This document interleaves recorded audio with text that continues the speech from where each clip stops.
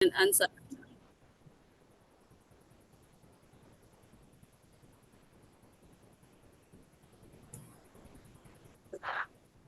Hold on, give me a second. Yeah. Good evening, everyone. Can you hear me?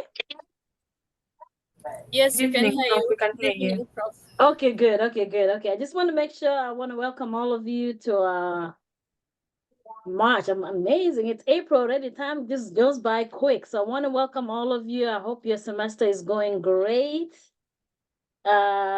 Just wishing you that final moments as you're on the final stretch for those of you who are graduating, and for those of you who are not, I want to wish you all the best. I really want to thank this group, this presentation tonight, because as you're all aware, Mofat was actually our first vice president. Mofat Juma was one of our first pioneers of KESID.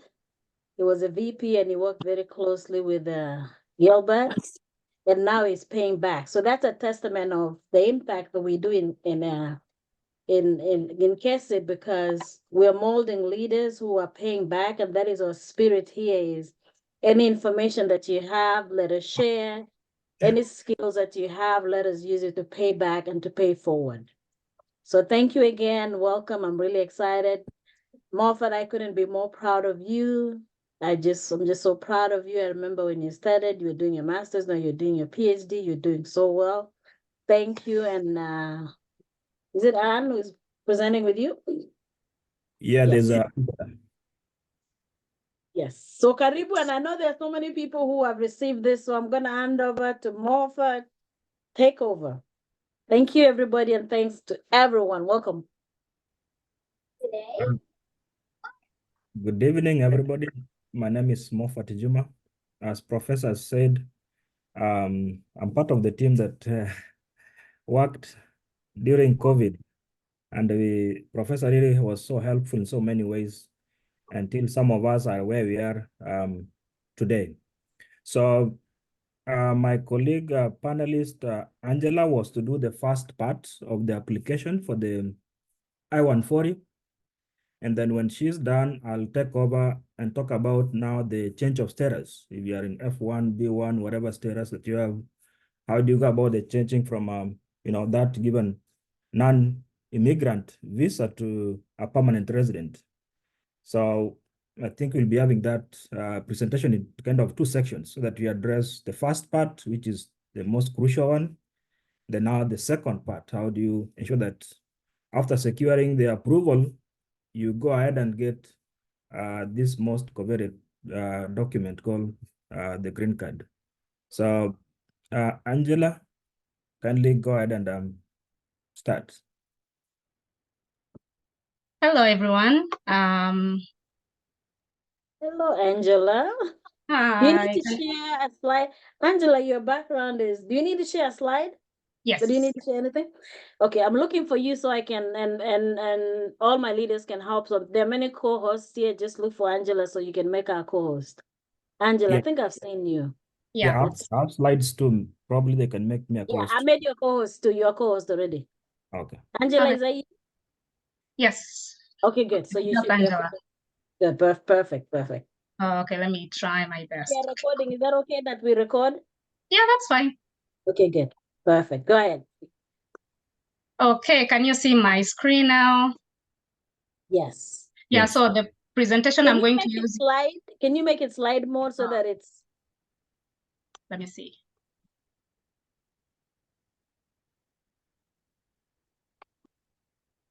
I'm not sure I can do that. It's a PowerPoint presentation. It's a PDF. Okay, that's fine. I'm sure there's a way, but just go ahead. We'll be fine like that. Okay. Hi, my name is Angelah, and I'm very happy to be in this forum today.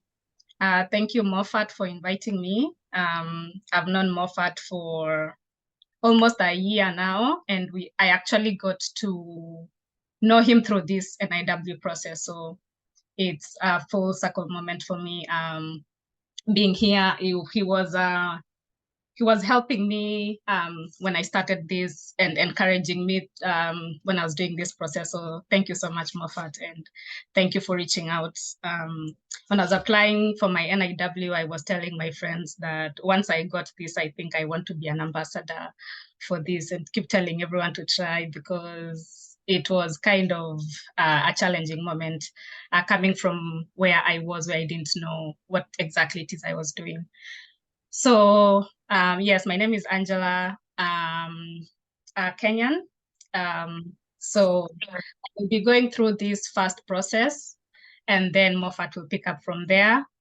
So maybe Angelah, before you proceed, what are you studying? It's always good so people can identify, so that if they want to reach out to you. Okay, so I have a background in communication, public relations, and journalism. I did my undergrad degree in Kenya, and then I came here about 4 years ago to do an international studies master's at Ohio University. And now I am doing an MBA at Campbellsville University. That's what I'm doing right now, another master's in business administration, which I am surprisingly enjoying. So the part where I am right now with my NIW journey is I am waiting to adjust my status. So I got my approval done in November. So I'm just waiting for my date to be current, something that I think Mofat will explain what that means in depth once I'm done with this process. So right now I also work as a program manager for a company in Virginia. I'm on what we call Day 1 CPT, which I can talk about later for people who still want to continue being in status while you wait to adjust your status, and you probably don't want to commit to doing a PhD, or if you want to get a job while you are continuing with school, that's something you can also work on. So I'm going to start so we don't keep you here for long. So the EB, so there's different categories of the EB green card. There's the EB1, which we are not talking about today. And then now there's the EB2 national interest waiver. So it's a form of a green card, like you had mentioned. It's employment-based, and also for advanced people with advanced degrees. EB2, there's an outline to it, and I will go into that. There's an eligibility criteria, just like every other green card and every other thing that you go through. And there are 3 prongs that you need for you to be able to apply for it. And then there's an application proceeding, there are supporting documents that you need, and there's something called an RFE and the reasons why you might get that. So this is what we are basically going to talk about today. So the green card will basically be you being a permanent resident in the US. So you get stability, job mobility, you don't get any travel restrictions, so you don't need a visa when going out and coming into the US, and you get access to numerous opportunities and benefits once you are approved for this. So the green card eligibility categories, these are some of the green cards that people usually get. So ours, and what we're talking about today, is the one in red, employment form I-140. Then that's what I'm going to talk about today. So there are different stages.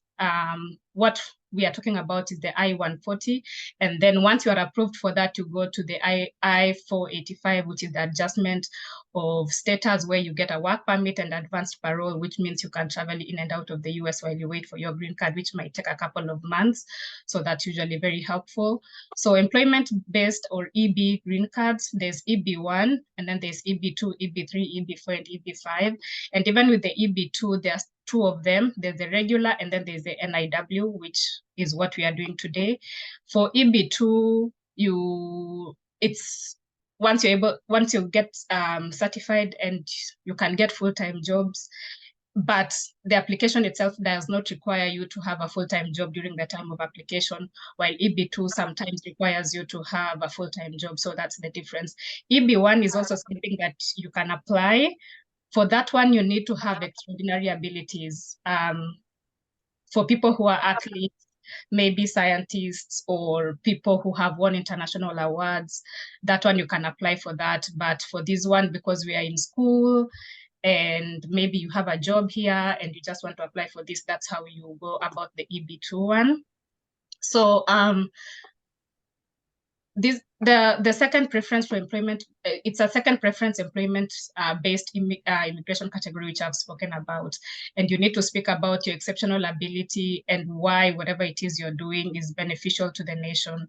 So you also need to be in status when you are applying for it. So if you've overstayed your visa or you're here illegally, unfortunately, you can't be able to apply for that, because during the application process, you need to submit something like your I-94, your I-20 if you're in school. And so that means you have to be in status when you're applying. So the benefits is you can apply for yourself. You can either write the petition yourself and submit, or you can get a lawyer or a professional to do that for you. You also don't need an employer or a sponsor to do this for you. So it's not like the usual work permits that you have to have your employer do for you. You also don't need a job offer, like I mentioned, and then your dependents, who are your spouse and your children, can be added to the application. So it's like the kawaida NIW that the other green card that usually apply, where your dependents are also considered for this. And then you get a green card, most of the time it's like 10 years. So that's also a good thing. You can be able to work and move around without a lot of restrictions. And it's not tied to your to one employer, which means you can work for multiple employers, you can move between employers, and that's module as well. And we also complete our access. Rose, can you mute yourself, please? Thank you. Okay, so the eligibility criteria, the most important thing is you need to have an advanced degree, that's a master's or a PhD, and you cannot lie to them that you have that, because they will ask for your transcripts and your certificates. You can also apply if you have a bachelor's degree and 5 years of continuous post-bachelor's work experience. So it's not just tied down to master's or PhD. If you graduated 6 years ago with your bachelor's and you've been working since then in a certain field that you feel is beneficial to the US, then you can definitely apply for that. And then, so you will need your letters from your employers or your company to show that you've actually been working. And then it's for exceptional ability, but it is not just for people like who are in STEM or who are scientists or people who have done extraordinary things. Anybody from whichever field that you're in can apply. You can apply when you're a teacher, when you're in communications like me, people in public health. I've seen people from a wide range of fields apply for it. And then you also need to fulfill 3 criteria, which you will actually need to bold and highlight when you're applying, because that's what they are looking for. So the 3 criteria of the EB2 NIW framework, the proposed endeavor, which you need to have, has both substantial merit and national importance. So, for example, for me, what my application, like I said, I am in communication. When I was doing my first master's, I started a project with the community around Ohio University, where I did my master's, where we were introducing high school kids, because it's a predominantly white community, and we had a very large international student community in the university. I created a program where we used to go to the high schools around that city, and then we would introduce them to different cultural aspects that our university had through the international students who were there. So my proposed endeavor and national importance is my endeavor was the young people around the community would get to understand more about cultural diversity. So that's what my endeavor was about. So whatever it is that you're telling them you can do is something that when someone reads through your petition, they can actually see that this thing is important. If you are studying medicine, for example, you can focus on whatever it is that you're studying and say, the research in my area, or whatever it is I do, whatever it is I'm studying is important because it helps the US in this and this and this manner. So you really do have to defend whatever it is you do. The second prong is you are well positioned to advance to the endeavor. So you as a person, what have you done? What have you studied? What have you achieved in your field of study that actually shows that you can be able to do that? So for me, because I had a communication background, international studies background, and a journalism background, I'm able to create programs across the US that and strategies across the US that can make sure that my proposed endeavor reaches as many Americans as possible. That also now flows to the third one. On the balance, it would be beneficial to the United States to waive the requirements of a job offer and thus the labor certification. So why exactly are you as important, and why is that thing beneficial to you? So there's a lot of data that you need to go and research and put there. There should be gaps. All of us are in school, so you know about gaps in research. So go get that data.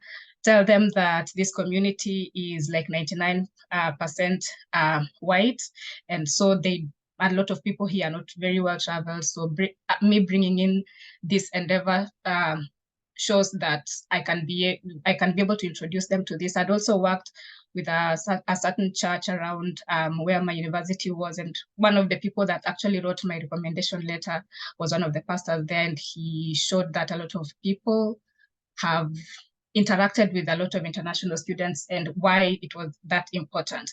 So those merits are things that you really need to, well, we usually say we need to be very modest and very humble, but when it comes to NIW, the one thing you shouldn't do is you shouldn't be very modest with yourself.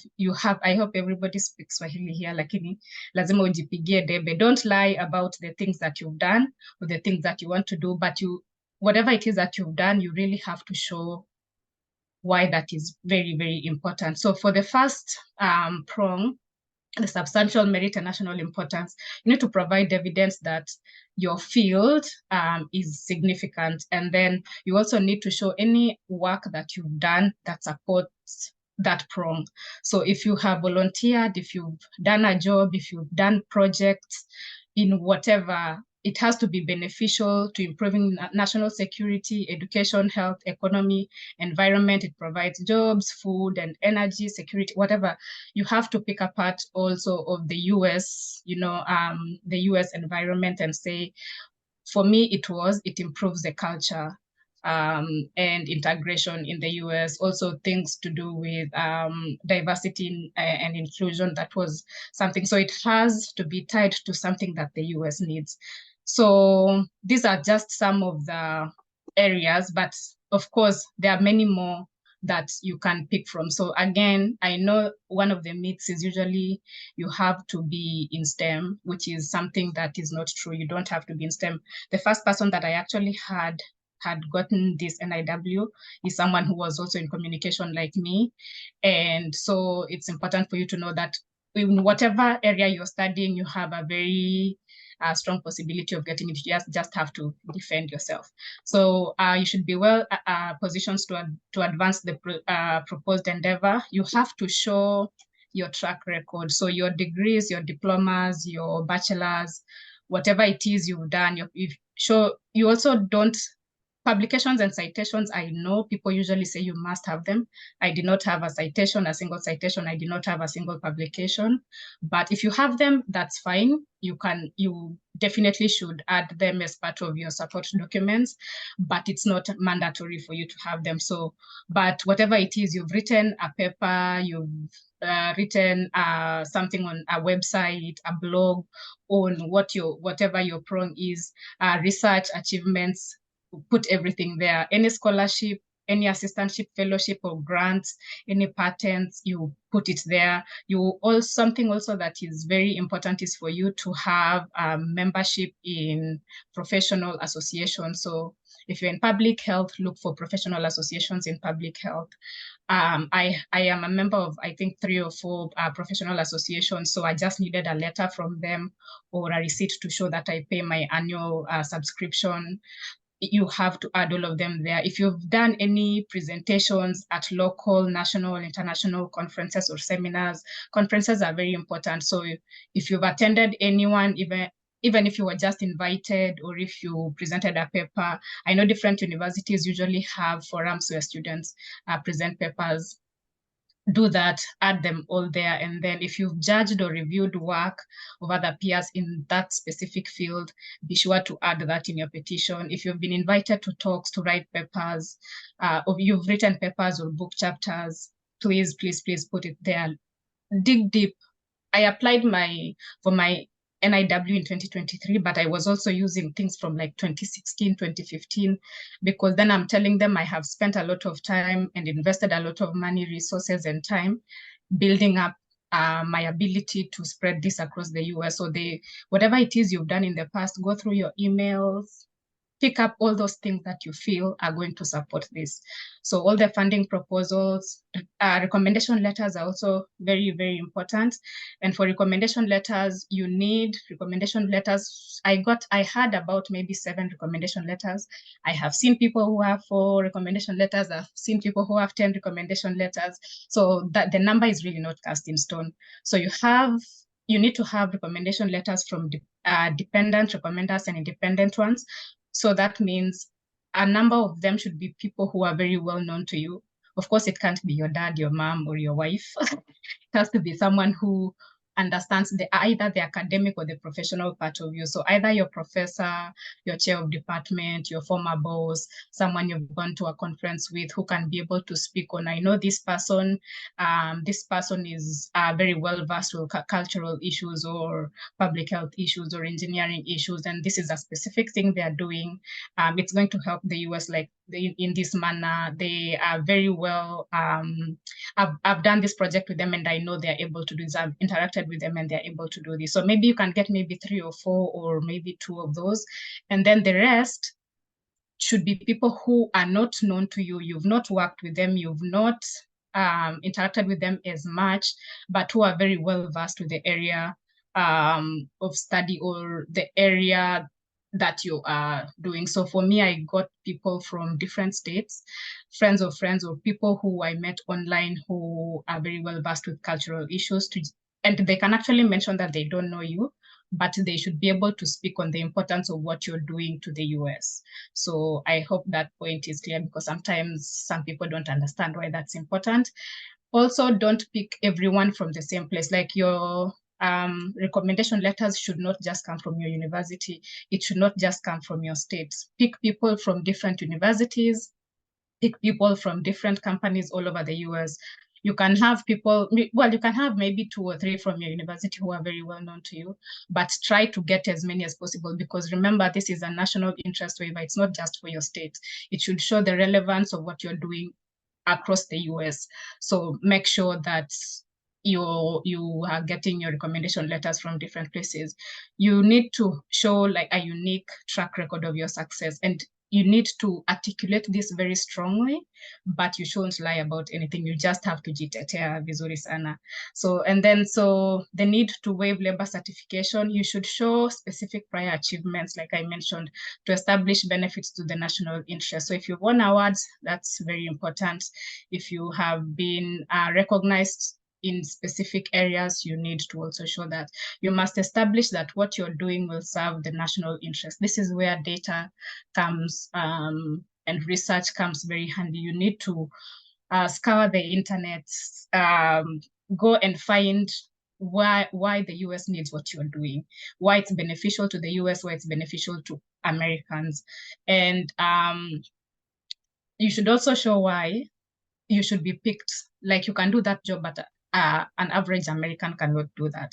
Basically, that's what they need to see. Like, why am I giving you this, yet there are millions of Americans in the same field who can do the same thing?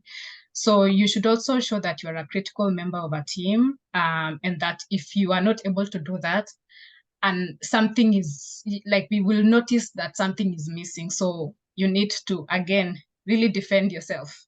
You can argue that labor certification does not account for skills, knowledge, and expertise, which may prevent an alien with exceptional ability from getting employed, which is not in the national interest. So other supporting documents can be used here. So one thing that I was not skimping on was my supporting documents. I had a whole folder of things that I even felt were not too close, but I felt I really needed to put them there. What I said was I would rather give them a lot and then they decide that that's not important than for me to give them very few and then they will have to ask for an RFE, which we will talk about in a minute. So this is just an example of someone who an advanced degree, so that's a master's or a PhD, advanced degree, letters of recommendation, award scholarships. You can actually write a checklist just so to make sure you're not missing out on anything. So I've already spoken about this, so I'll not go through that for the interest of time. So application proceedings, you need to prepare a petition. So the application is actually quite tedious. So, and also it takes quite a bit of time to put together, and there are specific things you need to have in your application. So you need to write the petition letter, and I have a sample which if you would like, if you are interested in, I can share.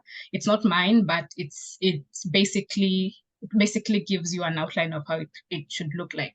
So the document contains your past and current achievements, and everything that I'd mentioned earlier. There's also a form I-140, which you need to attach 2 copies of ETA 9089 form. So when you go to the website, it has a lot of these, and I like to encourage people to go to the website and download everything from there at the time when you're doing the application, because sometimes they change a few things here and there, and you don't want to be using a document from 2022 or 2021, and then you find that they had changed something. So we can also put the link to the website here just to make sure that the charges, I know they were saying they were increasing the charges in April of this year. So I don't know if they've already adjusted the payment fee, but you need to put in a money order, or there's a form you also fill if you're using a credit card to pay. The payments are $700 for the normal processing. So you can put in a normal processing. It will take, I think it was 90 to 120 days. I could be wrong, but the number of the people I've been seeing doing the normal processing, it's usually around that timeline. If you want to do the premium processing, you add 2,500 to these 700, and then that means that you get your response almost immediately, usually less than 2 weeks.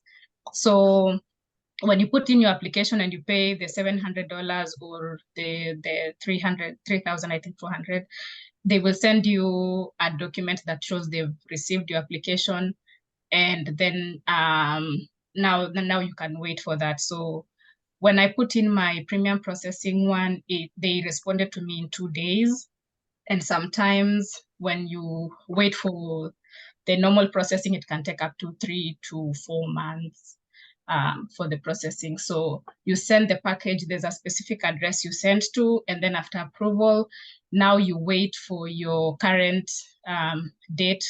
Like me, I'm still waiting to adjust my status because they're still dealing with the people from, I think, February of last year. Now you can wait to adjust your status. Even when you're waiting to adjust your status, you remember you're still using your current status. So if you're a student, you have to continue being a student, or you have to still have your I-20 for you to adjust your status. And then you will have your biometrics captured, and sometimes you can also do interviews. That's something that Mofat will talk about, so I'll not talk about that. So some of the supporting documents are petition letters, I've spoken about that, recommendation letters, which are very important. You can do your publication, funding documents, peer review. I actually did a peer review of actually a class assignment. So those are some of the things that you can also tell them. I reviewed stuff for people in my class. It might not have gotten to the research, to the journal kind of reviews, but use whatever it is that you need. You also need your passport biographical page, your current I-94, which as international students, you'll have this, and then copy of current non-immigrant status, so I-20 if you're a student. If you are on OPT, or if you are working, you will also need your EAD card, your diploma, your transcripts, articles, whatever it is you've done, and everything else. So at some point, because I was doing my OPT, and my job was very demanding at that time, I contracted someone to help me write my petition letter. So that is also something that you can do. Like halfway through, I figured I was wasting a lot of time because I didn't really have the time to sit down and write, because I was traveling. I was traveling a lot for work. So I had someone to help me to write at some point. So you can also do that. You can get a lawyer or a professional to help you write. They will charge you some amount for it, but some people do that. So, and the person also encouraged me to upload my work on academia, on ResearchGate, on whichever site I could. So like I said, you can do it yourself, and I know a ton of people who've done it themselves. The advantages are you're in the best position to actually tell your story. You can save a lot of money from that because people actually do charge quite a bit for this process. You learn from the experience, and sometimes I know the person that helped me write mine did it for herself, and then she started helping her friends do it, and then now she started charging people to do it. So it can also be something that you can use to generate money at some point. Like me, I couldn't do it at some point because it was really demanding and tedious, and I didn't want to make a mistake. So I just preferred to delegate that to someone to help me do it. Sometimes also, if you're not very experienced in writing, you can do some mistakes and mess it up. So sometimes you might want to use an attorney or someone else to help you do it. So they have a lot of experience. Like when they sent me my petition letter, I looked at it and I was so impressed because it felt like they had, I know we say kupaka rangi, they had really, really painted me in a good way. They weren't lying about anything. She wasn't lying about anything, but she had really positioned me in a very good way. And that I know it's because of how like they've invested a lot in learning how to do this, so they were able to do it very well. They also did it very fast for me because that's like their job. And then if you have a request for more evidence, which is something that can happen. Sometimes when you do the application, they receive it, they tell you they've received it. And then if they read through your application and they feel like they are not understanding a bit of something that you're doing, then they can ask you for more evidence. And I'll talk about that in a minute. They can also prep you for interviews if need be, although sometimes it comes with a high cost implication. So a request for evidence is, like I mentioned, if they feel like if there's officer from USCIS feels like they don't understand something that you've written or they need more evidence or more conviction, they will send you mail to ask for that specific thing. So if they ask, maybe we need one more recommendation letter, or we need you to define this more or expand on this more, then you can get that. So the first thing to note is that that is not a denial. When they ask for that, you just respond to that within, I think, 3 months, and then they will continue with your application. And then they will let you know after that whether you got it or not. So sometimes, I mentioned this, sometimes they just require a bit of more, like insufficient evidence, or if you've not organized it very well. And also one thing with this is you really need to organize your work very well so that it's easy for them to go through very fast. So there are some myths about EB2. The first time I heard about NIW, it's someone who had a PhD, and I think at the time when he was applying, the requirement was that you needed to have a PhD and citations and publications. So I didn't even pay attention to it because I didn't have a PhD at that time. So a PhD is not required. So that's something you need to understand. A sponsor or an employer is also not required. You don't need a job to do this, but you need to be on status, so you can be a student, but you don't really need a job. You can add your dependents, your spouse, your children, and it's not only for people in STEM, which is something that I think has really killed a lot of people's dreams. You're like, oh, I am not in STEM, I can't apply for this. That's a myth. And then you don't need citations and publications, but you really need to defend yourself. So I didn't have a citation, I didn't have any single publications, so that is not true. Traveling is not allowed while application is under processing. You can still travel, but the moment you get to Mofat's side now, when you put in your application of your adjustment of status is when it gets a bit tricky for you to travel in and out of the country. It's for H-1B visa holders only. That is not true. You can still be a student and apply for this, and you can actually apply, I think, several times. If you get denied, you can still apply again.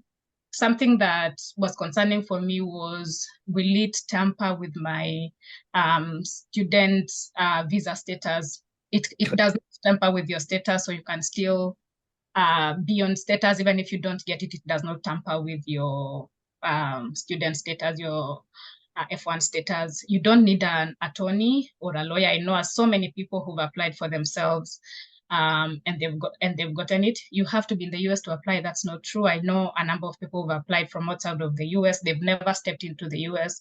They're applying and they're getting from out there. You just need to show them that whatever it is that you're doing is of national interest. And also, it's not a must for you to have studied in the US for you to get it.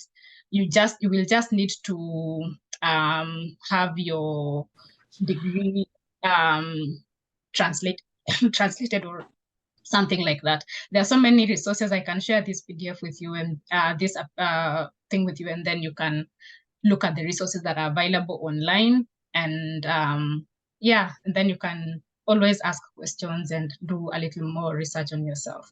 So what you need to do is you need to critically evaluate yourself and your accomplishments. Look at what you're doing and decide what exactly is it. If you're a professor, for example, like Professor Rotich, you need to sit and tell yourself, does my being a professor help the US? And how do I articulate that part of my professional and academic journey to be able to apply for this? Then start building your profile. I actually opened a folder on my laptop and on my phone, and every time I thought about something that might support my application, I just throw it there. And then so build your profile. It really helps a lot. Yeah, and then apply for things, go for conferences, start building your academics and professional life around that application of yours, and then just make yourself busy, but whatever it is you're doing has to support your NIW application. Yeah, so that is the end of my very long presentation. I hope I have kind of painted a picture. So yes, thank you very much.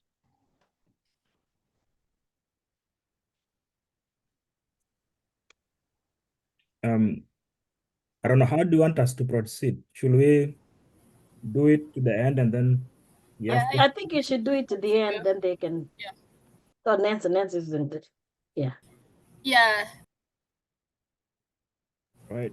Mofat, just continue, and then we'll have questions. If you have like burning questions, you can type, but we'll have questions at the end. Thank you.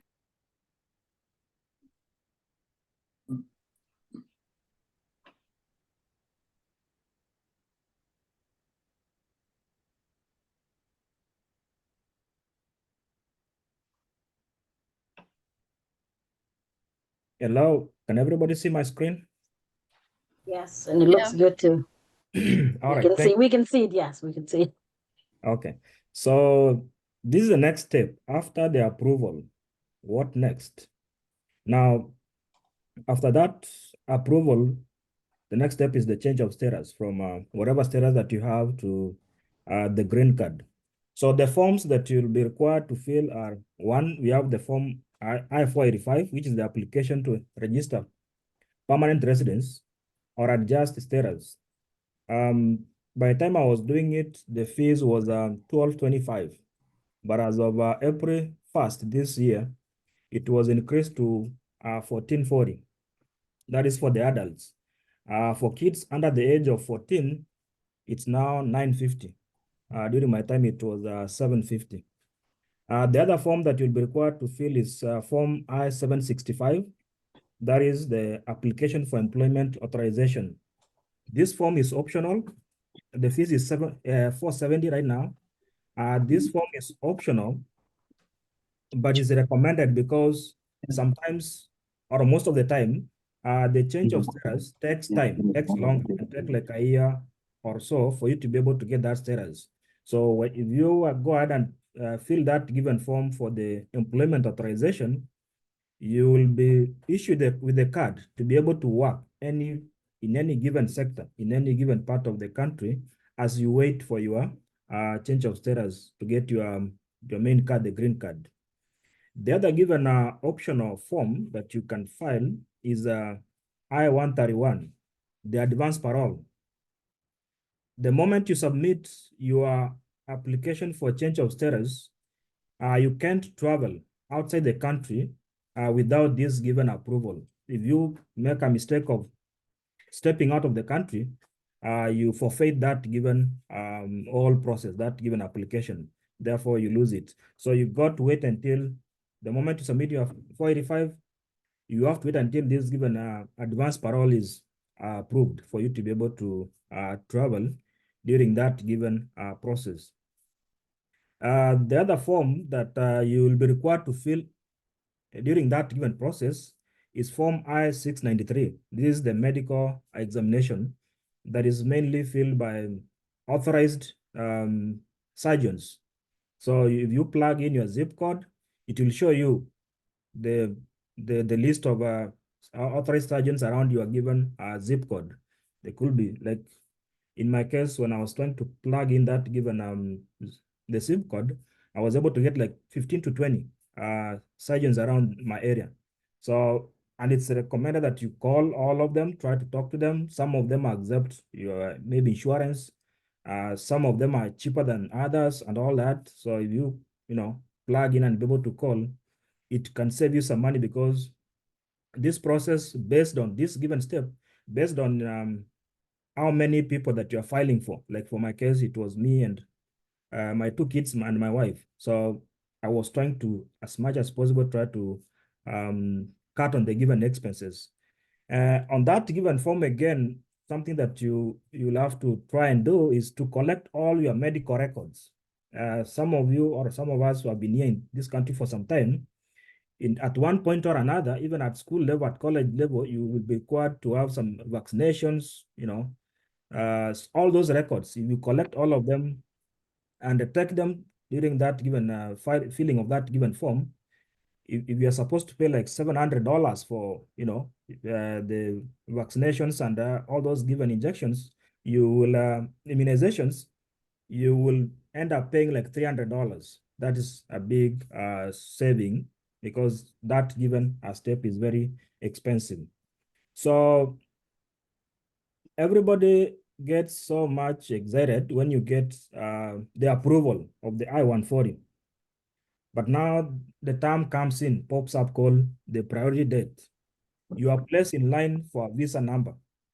Like for me personally, I applied in September 2022.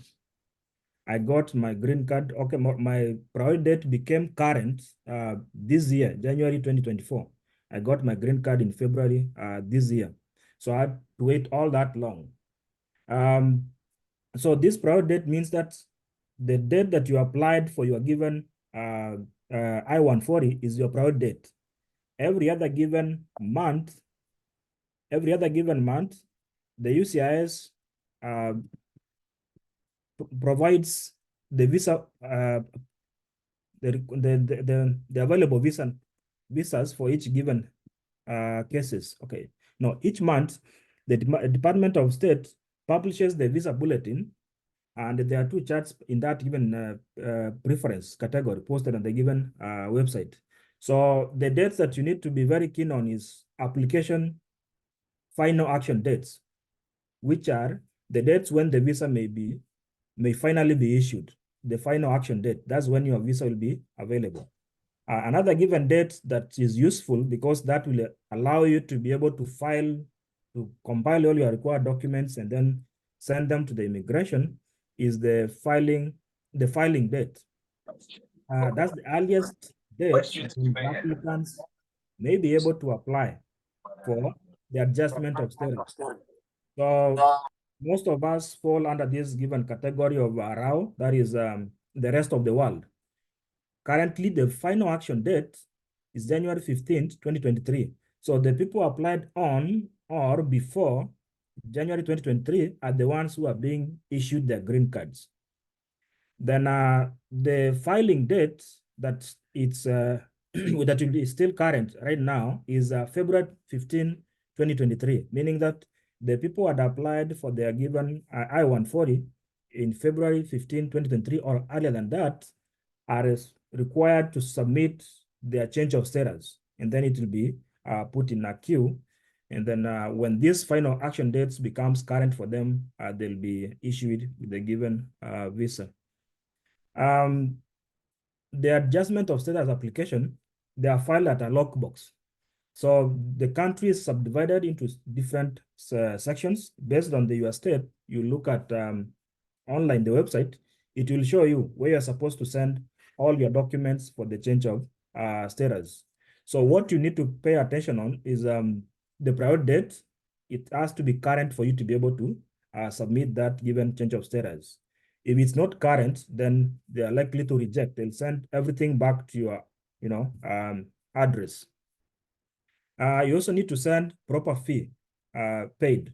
As Angelah has mentioned, you can use a money order, you can use a check, you can use a electronic payment. If you are using a money order or a check, you have to pay the exact amount. Don't pay anything more like a tip, or don't pay anything less. Or if you're using electronic, if they are going to deduct that money from your given account on that given particular day, there should be sufficient funds. They'll do it once, and then they repeat the same process after 24 hours. If there's no sufficient funds, they will send back the given package to you.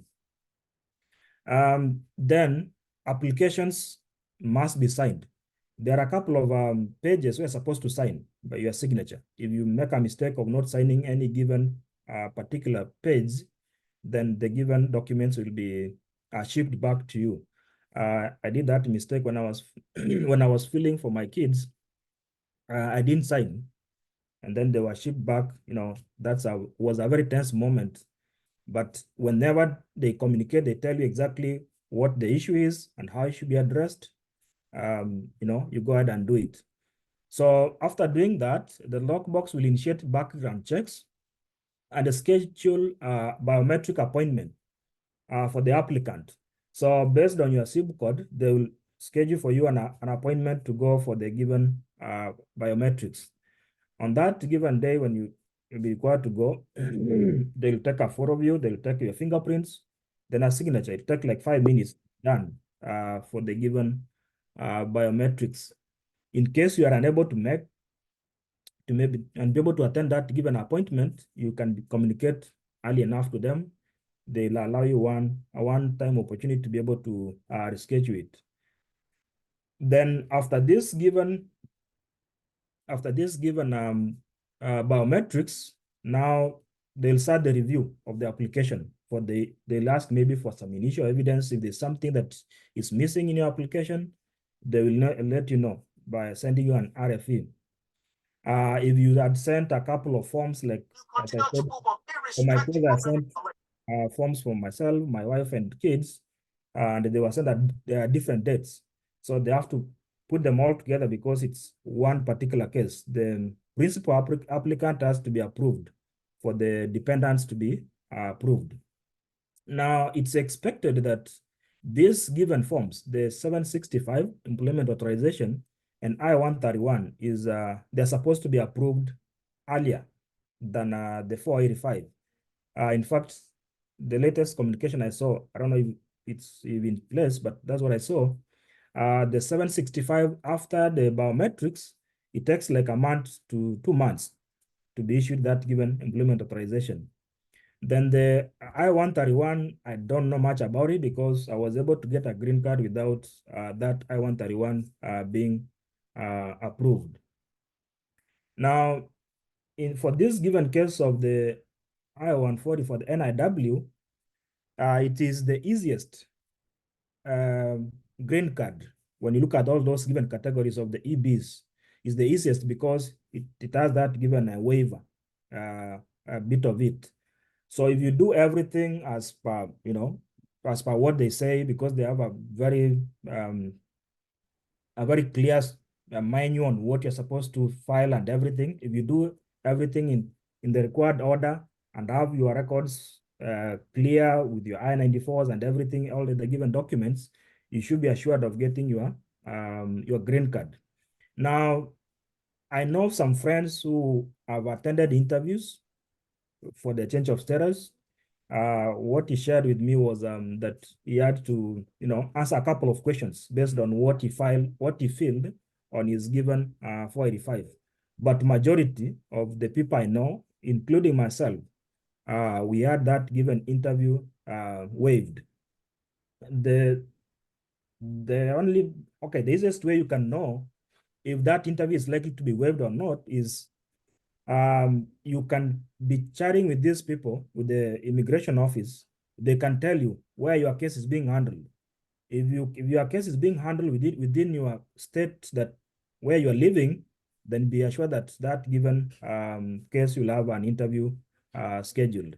But if you are given a change of status being handled maybe at the National Benefit Center or another given different state from where you are residing, then there are very high chances that the given interview will be waived. And in most cases, a waiver of the interview, helps many applicants to avoid going to answer very many questions based on what they found out in your background checks. So having done that, then you'll be issued with a green card, which is valid for 10 years. And meaning that hopefully in 5 years, you'll be able to file for the, citizenship. So that's it for my end. I have so many samples of the recommendation letters. I have so many samples of petition letters from different disciplines, engineering, people have done PhD, masters, all those forms of disciplines. If any of you need those given samples, I'm free to share so that they can help you to prepare well for each of these given particular step, because if you begin with the application of the I-140, you'll definitely be looking forward to finishing and getting your green card at the end of it all. So that is what I wanted to share tonight.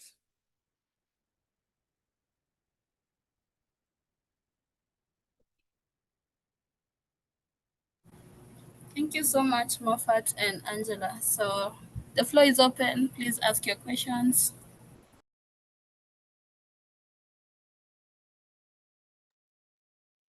Mofat, Hi.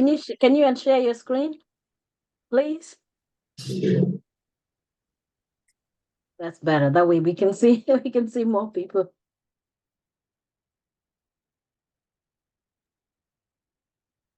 I have a question. Yes, go ahead. So what are the pros and cons of expediting one's case?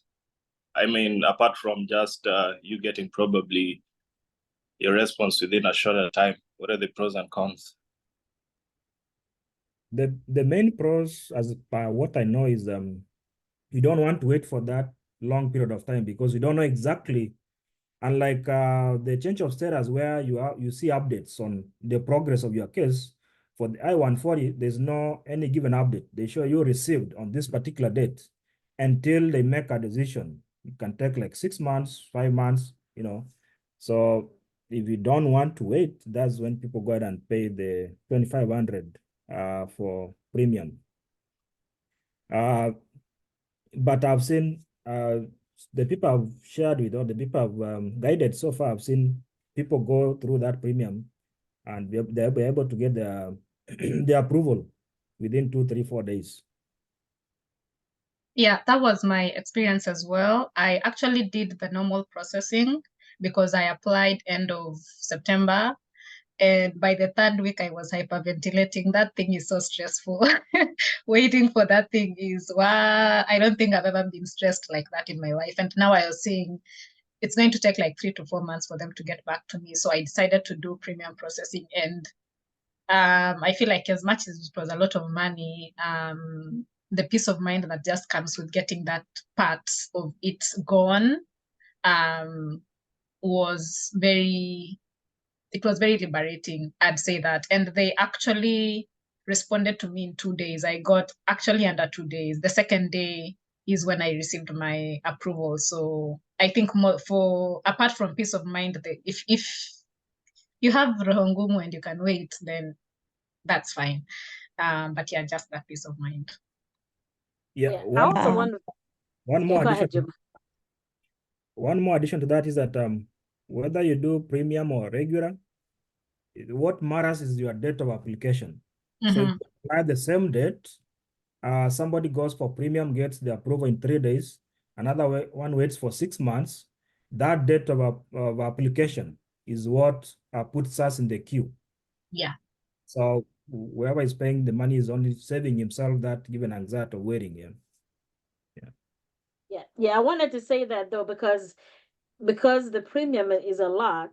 So it really depends. If you have more time to wait, then I wouldn't rush. But if you're so close to graduating and you need something, but if you're applying early, just for those who may not have the money to do that, don't feel pressured to do that. You can, so do it early so that you're not rushing or you're not under stress. BP has raised the hand. Hello, can you hear me? Yeah. Okay, thank you. My question is, I think one person asked in the group there Please what introduce happens. yourself just for courtesy. Sure. Introduce yourself and tell us where you're joining from. I think it's just out of courtesy to do Okay. that. Okay, thank you. My name is Baraka. I am joining from Indiana. Can you hear me? Yes. Yeah, so my question is, actually my question, somebody asked it there.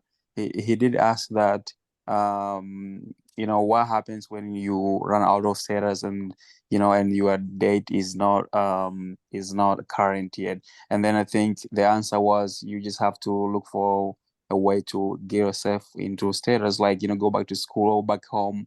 So let's say you fall out of status when you are still in the US. Does that like disqualify your approved petition already? Like what happens in that case?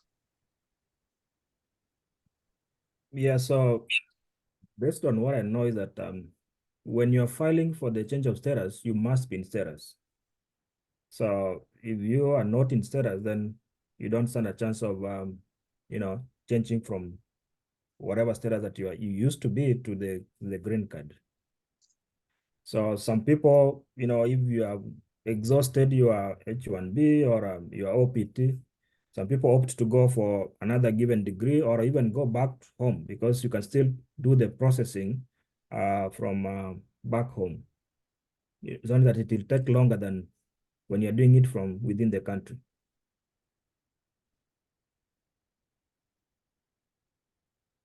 Okay, thank you. Charles. Good evening. My name is Charles. I'm joining from Washington, D.C. My question would take us back to what Angelah talked about in the eligibility. So you mentioned that you need to have a bachelor's plus some work experience, that's around 5+, or a master's. So I'm wondering if you are currently taking masters, like for my case, I'm now doing my master's in my first semester. So can I start the process like right away, or I need to graduate so that I can do the process? So basic requirements, because remember this is people with advanced degrees.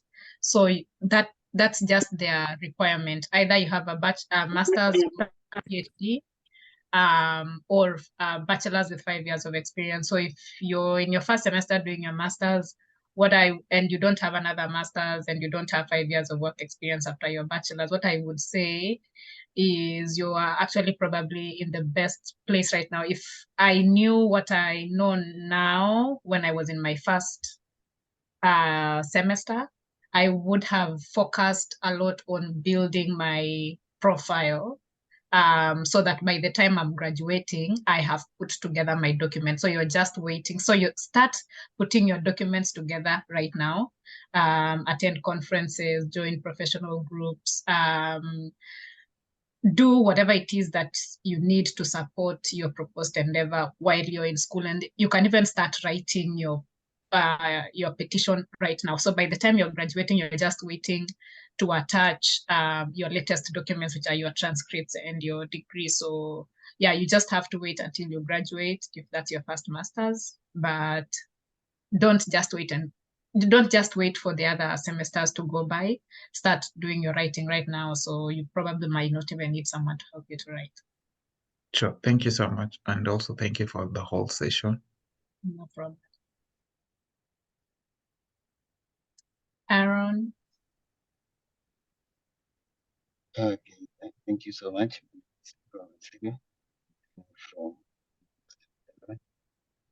I think I had the same question previous speaker was just. Aaron, can you raise your voice a little bit? You're breaking and we can't hear you. Okay, sorry. My name is Aaron. Joining from University of Delaware. Can you hear me, Professor? Yes, we can hear you now. Okay, thank you. So joining from University of Delaware, I had the same question. My previous speaker was just asking the question of starting early. So I will add another thing I wanted to know. What if I have my bachelor's and my 5 years experience from Kenya? Does that count, or they want 5 years experience in the US?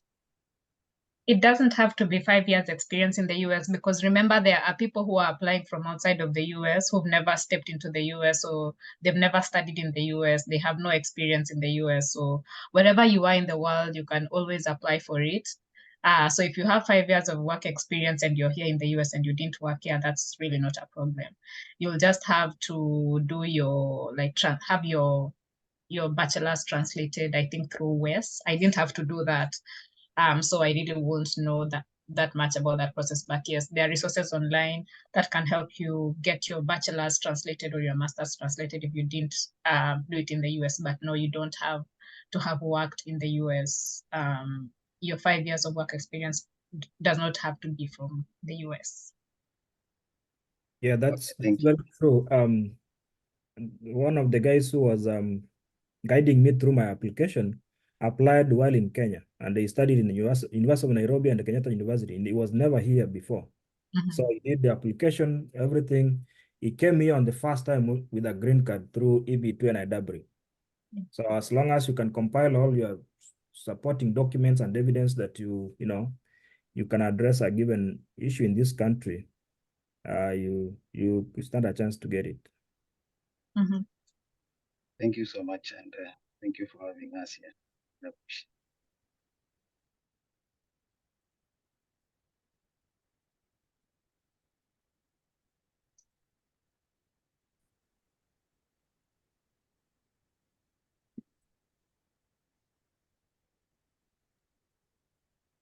Baraka and Aaron, your hands are still up. Do you have more questions, or they've just not gone down? And, Okay. Oh, I have a question. I can't see the icon for raising a hand, so sorry. Oh, you're fine. My name is Nafula Topista. I am from Ohio, University of Toledo, and I'm just asking a question about the expediting the process. So when you mentioned about, Angelah, when you mentioned about you paid your expedited fee later, so does it mean you have to pay the 700 and then pay the 2,500? Right now it's like 2,850. Do you have to pay that on top of the 700, or you just pay the expedited fee? Whether you're, thank you for your question. So whether you're doing your premium processing at the point where you're submitting the application, or if you are waiting like me, you have to pay the 700 plus the premium processing fee, which I think is 28 something right now. So the 700 okay. is mandatory whether you're doing premium processing or normal processing. Okay, thank you. You're welcome.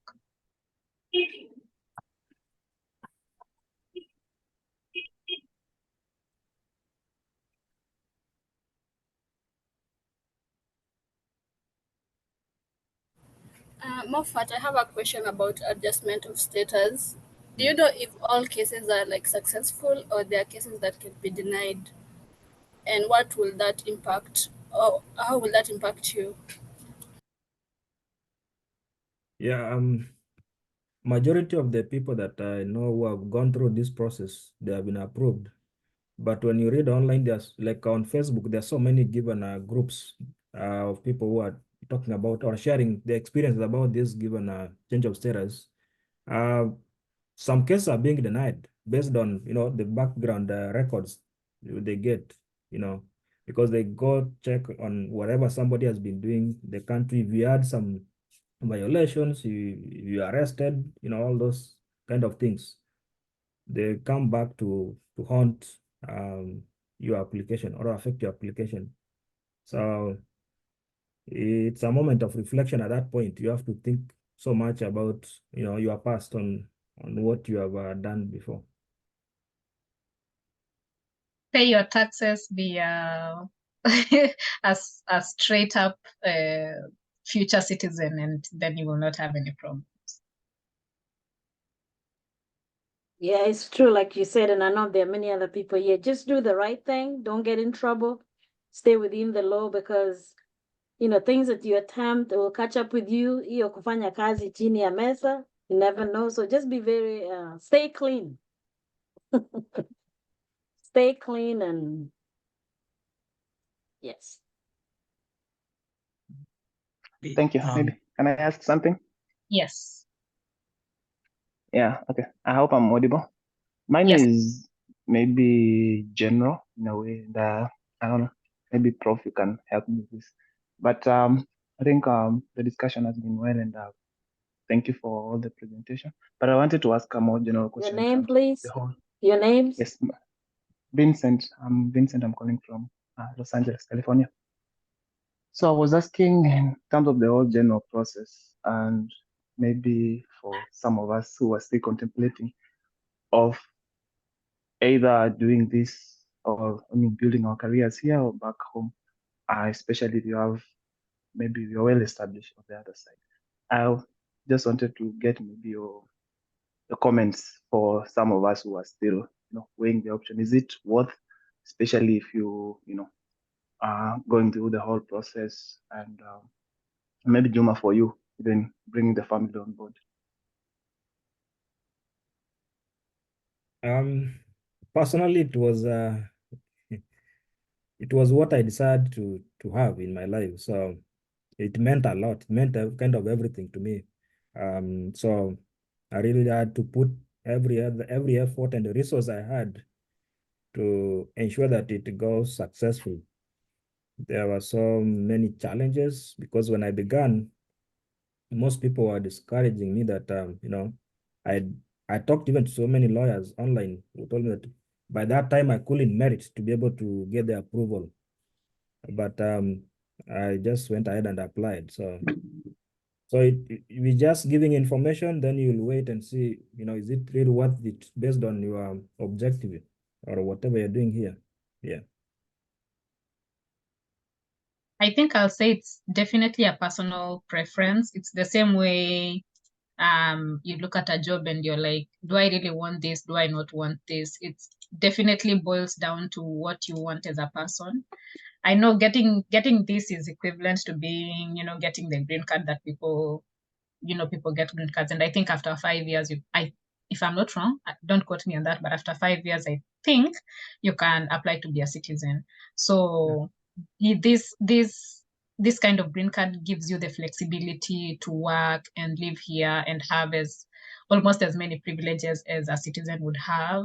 So niwewe tu weigh the options. Is this, do I want to stay here? Do I not want to stay here? If you see yourself, and if you have the time and the resources to apply for it so that you get the flexibility of working here and still going home to work from there, you don't need a visa to be coming here. So itakuondolea that stress of always having to apply for a visa to come here.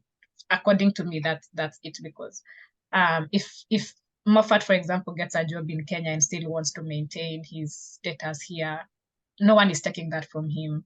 He's still a Kenyan citizen. He has his green card here. So it gives him that flexibility and that peace of mind of never having to go through the struggles that we go through. As a student, you have to apply for a student visa. You have to be in status. You can't work in different places. You can't do this. You cannot do that. So it just removes some of those things and makes your life here a bit easy. So it's definitely you and your family's preference and your goals. So maybe that's something you want to consider. Vincent, I'm going to add that, like how they've said very well, you have nothing to lose by applying for this.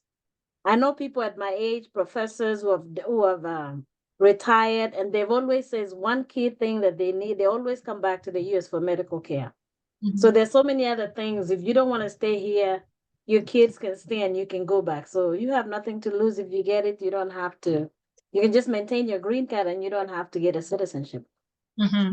But there's every benefit that you really have nothing to lose by getting your green card. You don't, and the fact that you have a green card doesn't mean you have to stay here.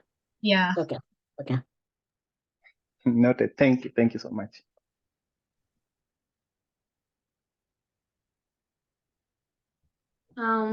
Just to interrupt as we continue to ask the questions, I'm just reminding you guys to fill in the form. I can see we are 70 in this meeting. We would really appreciate if you fill in the registration stroke survey link. Thank you on the chat box. And then also give us suggestions of other topics that you like us to host, because we do monthly meetings. So when on that survey link, I hope there's a session where you can fill any links, or was this session helpful, and yet what other topics would you like us to cover? I think something else that I wanted to mention, there are so many groups you can follow. I personally joined a WhatsApp group that was recommended by my friend towards the time when I was almost putting in my application. And because it's a forum where everybody is applying for it, there are so many questions that are answered there.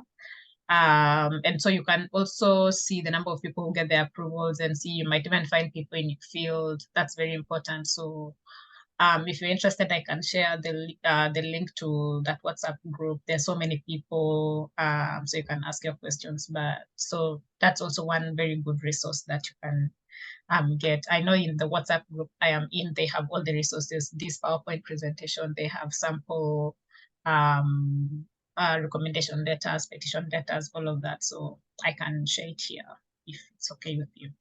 Yeah, Angela, can you also create one for that group if that one gets so, because I think we have enough interest here, and we have so many people who are, so we can also have one for KESID, and you and Juma can lead that group. So that could be another alternative. Let's create one, and then you and you can share you can share that information in that group, because we don't want to put it in the KESID if anybody's not in, people are not interested. So if that is okay with you, Mofat, can you create one that you and Angelah can facilitate? Yeah, that's that a way good it's a idea. small and manageable group. So we can call it the KESID. I can create and make you both, then we can go ahead and. Yeah, that's a very good idea, Professor. And there's so many people in the KESID WhatsApp group who are beneficiaries of this information. So I know they'll be most willing to be able to share their experiences and whatever they know about the process. True, because I've given so many recommendation letters. I've written so many recommendation letters, and all the people I've written letters to have received there. So They've been successful. Yes. Yes. There are two Charles whose hands are up. I'm not sure. All right, so I'm Charles once again. I wanted to ask Mofat where we can find the materials you said, like the samples of the petitions or recommendation letters. Yeah. I think professors come up with a very good suggestion. If we can have that given group or a WhatsApp group, I can, send all those documents to the given forum, so that whoever joins can be able to access them there. Right. But I've written my email on the chat. If you scroll up, you can see my email. You can send me an email. I can forward to you all those documents. All right. Thank you so much. I'll share the WhatsApp group link before we finish, so that way you're not bombarding with Mofat. And I'm actually creating the group now. That then you can just put all that information there, so you're not having to email 70 people the same information. Yeah. Yeah, that's so go ahead. I'm creating that group right now. Angelah, can you text me your Mofat will add you. Mofat will do that. Okay.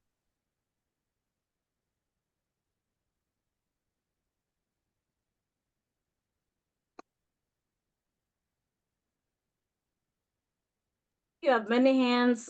Charles Gishui, have you asked your question? Nancy. No, yes. Yeah, Nancy, go ahead and moderate. There are many people whose hands are up and. So my name is Charles, and I wanted to ask if the EB2 NIW process is impacted by the 90-day rule. That is the one that I'll be considered to be having a different if I move out of the USA maybe to visit my country and then come back, I have to wait for 90 days before I file the petition. Is that after you're approved for your I-140 is approved, or is that before? Because I know when you're waiting for your I know people who have traveled out, but I've never heard of anyone. I don't know if Mofat has heard about anyone who has had to wait for 90 days. I think the 90-day rule applies to the I-130. That's family-based visas. That's what I've been reading mostly about the marriage-based visa or green cards. But for the I-140, as long as you are in status, up to the point where when you are doing the application for change of status, you'll be good. Okay, thank you so much. Also, when you're writing your petition letter, please don't use jargon and don't try to look very don't use a lot of professional jargon, because the person who's reading the officer who's reading your petition letter is probably someone who doesn't know anything about about your field. So don't put like too many complicated words there that they have to look for a dictionary or Google to understand what it is. Pretend you are writing and a 16-year-old is reading it and they want to understand it. So let it be simple, simple, comprehensive, but not hard to understand. So don't use a lot of jargon. That's something I realized I did not mention when I was talking about writing the petition letter. Good evening. Sorry, my name is Sylvia Yeko. I just wanted to add something on the 90-day rule. I don't think it really applies in the application. Sylvia, can you also say that, tell us that you're also successful? I know you also received this, right? Yes. Okay. Thanks to Mofat and very helpful people in KESID and also Dr. Jerono. I got my I-140 approved last year. So in relation to the question of the 90-day rule, I don't think it applies to the I-140 application. However, for adjustment of status, that's when it becomes tricky. Because if you travel and you're coming back in, let's say, as an F1, and then you want to adjust, it can be a question mark to the USCIS. Because it can trigger something. So that's why they recommend you stay for 90 days if you're coming, entering in, especially on a non-immigrant visa. I think if you have an H-1B or a permanent, another immigrant visa, it shouldn't really be a problem. But for non-immigrant visas like B2 or F1s, that's when it can be tricky. I have just shared the link for those who want to join the WhatsApp group. So we have Sylvia. So join that group. That's where we'll put all the materials. Those who are interested, look at the WhatsApp chat. Thank you, Sylvia. We have Oscar next for the questions. Yeah, thank you so much. I'm really grateful for Professor Jerono and the team, KESID team in what you do. I'm in the US on a B1 visit visa, a business visa. I've been here for slightly over 6 months, and I will be applying for an NIW green card. And this is lieu of or even a bachelor's degree. However, my lawyer tells me that I have to show that my field will be of national interest. And to do that, I might need the help of the Kenyan community, the organizations that we have here, and make a proposal or something that hopefully will show that my work is of importance. I believe it is. Is there any way that the Kenyan community can assist me? Thank you so much. Oscar, right? Yes. I'm part of the team, KESID, that really pushed you to have this conversation in the group. Yeah. Oscar, what I can tell you is right here, we have so many professors, and that's the beauty with KESID is in that group, Right here, we have Dr. Langat, chemistry professor. We have Dr. Machai, who is an advisor in the corporate. Monica, please mute or we'll take you out. We have Janet, Professor Janet. So we have a lot of professionals here who are not here and those who are outside. I see Engineer Wanyama is here. So we have a lot of professionals. Just get in there, ask a question, somebody will help you. And that's why we are all here to support. So just reach out to that question, and that what I normally do is once you tell me the field, then any of us can connect you to somebody who's in that field who can actually give you more information. But the key thing is do research, reach out to us, we'll connect you to somebody who is in that field who can help you to justify that a little more.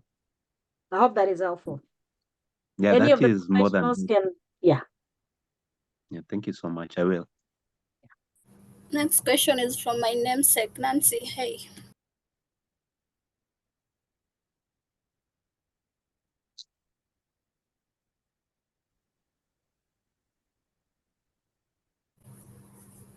Hey, Nancy, can you unmute and ask the question? Yes, thank you, namesake. My name is Dr. Nancy from Kenya. Thanks so much for this opportunity.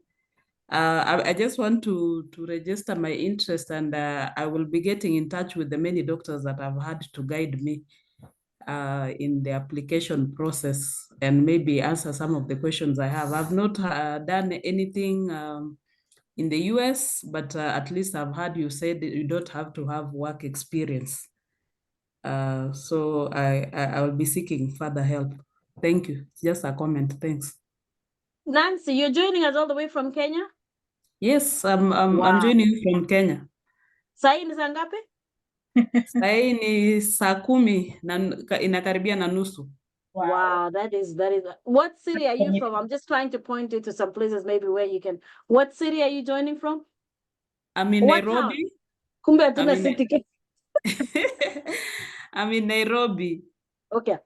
So find opportunities where you can volunteer with things that are abroad. And if you can reach me on WhatsApp, I can point you to some directions. I thought you were in Eldoret because we do a lot of just being biased. Indiana University does a lot of work with AMPATH in Eldoret, and AMPATH is now all over Kenya. We're in Western Kenya, we're all over, and we're actually coming to Kenya with a delegation in May, including our Indiana president. So you can reach out to me and we can talk about some ideas. Maybe I can meet you when I'm in Kenya in May. Please, I will. Thanks so much. Thank you so much for joining. Wow. Okay. Any other questions or comments from Nancy? Do you see any other questions? No, sioni any mkono imeraiziwa. Anyone with any questions? Steve. Yes, Steve, I don't know if you have that question. Yes, I have a question a little bit unrelated to the NIW issue. Let's say, for example, for the category of people who came through F2 visa, and they've been able to change status F1 and on their journey now to apply for NIW. So they changed their status while still in the country, but there's no visa on their passport. Is it recommended for them to go back to the country to get the stamped visa, or maybe move up to Canada, or anybody who's traversed that path who can at least help those who are going? Steve, to be very honest with you, I know that's a very technical question and that's a very good question. I always defer people to, I like KESID because we have our residence counselor, we have many counselors here, we have many lawyers. Wakili Opande has been very helpful. He's actually one of our to-go-to lawyers so I would say that's a very complex question and we don't want to give you the wrong answer. We don't want to give you something that is illegal. But I put his number on the chat. Just tell him I gave you his number. So those are things that he can answer pro bono. And we have a lot of so Wakili Opande is a president of all Kenyan lawyers in the US or in diaspora. So if he can answer that question, he can give it to you, because I'm very, very cautious because the area is not legal, but we don't want to give the wrong information. Oh, okay, thank you. Okay. Lynette, you wanted to say something?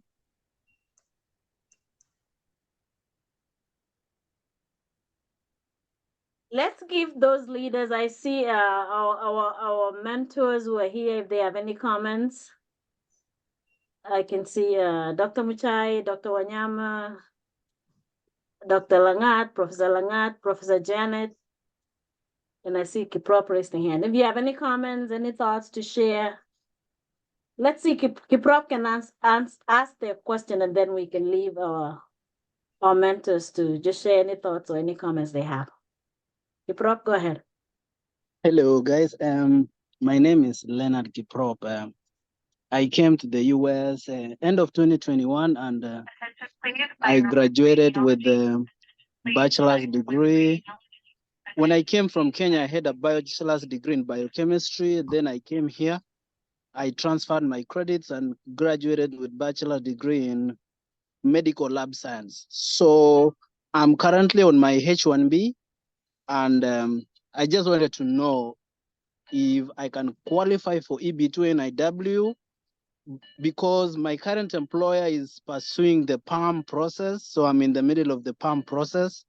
My labor certification will be out probably next year, November or October. So I just wanted to know. Thank you. I would say that is ask Dr. Opande that question. Tell him I told you. Because I don't want to give you the wrong answer, because I'm not legal. He understands that we have many immigration lawyers, and if he doesn't, do you have his name? Just ask him that question, because we'd hate to give you the wrong information, because that's a technical question. Unless Angelah and Mofat feel comfortable answering that one. I don't. Yeah. I mean, for somebody to qualify for EB2 NIW, the minimum requirement is a bachelor's with 5 years of experience. So if you have a bachelor's degree and you have a 5 years experience in your area of specialization, then you can apply for it.